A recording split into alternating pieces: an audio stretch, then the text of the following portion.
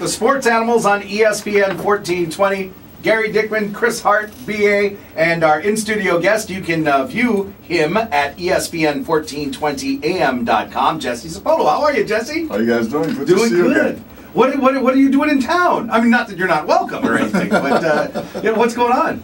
Well, first of all, I came in, my daughter graduated from Chaminade last night. All right. And, she played volleyball, right? Yeah, she played volleyball. And then I'm playing in the Times Supermarket golf tournament tomorrow, and then head on back home. Oh, our invitation got lost to that. I didn't realize that was tomorrow. The way I play, I wish my invitation.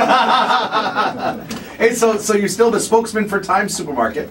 Well, I think so. Then you're invited to the tournament, so good stuff. I ain't going to turn down a chance to come back home. You know? Now, okay, let's talk a little 49ers. 49ers had the mini camp, and then when does everyone report back again?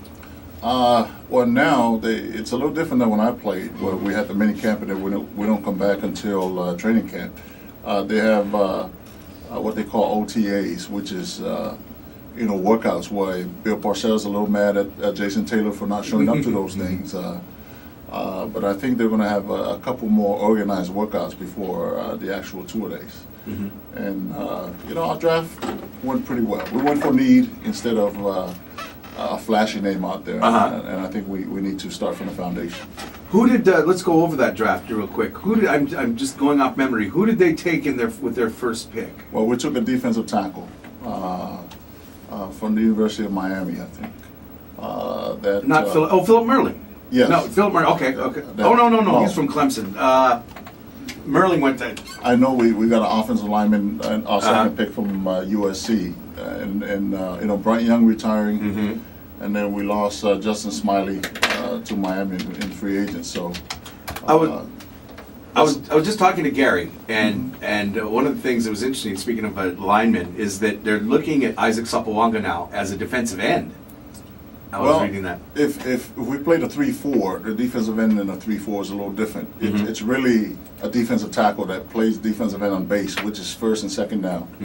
But in the NFL, you have nickel personnel where you bring in the extra defensive back, and then you bring in the type of defensive ends that are fast off the corners because it's obvious pass situations. Is that going to work out for him, for Isaac? I think that's his niche. I don't think he's fast enough to be a nickel lineman, but I think it's very similar to what Chemo did in Pittsburgh during their heyday. And you take a lot of the pounding, but Isaac is thick enough to take the pounding. and when you get a new contract, I think you deserve to take a little pounding. We've all heard the stories about Joe Montana in the huddle during that one Super Bowl stretch when he pointed out, was it John Candy in the crowd? Any other story you can say on the radio that Joe Montana did during huddles, maybe loosen the guys up? Well, I just remember Philadelphia when they had that great defensive line with Jerome Brown and Reggie White was in his prime and Clyde Simmons. And we had two offensive linemen go down the game before. And we went in with two new offensive linemen, and Joe was just getting killed. I mean, he got sacked like 4 times in the first half, but he got hit like 12 times, so which is just as good as a sack.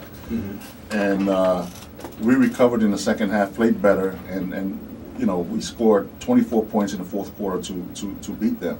When Randall Cunningham was one of the great athletes to play quarterback at the time. And our offensive line coach got in front of the team the next day and apologized to Joe.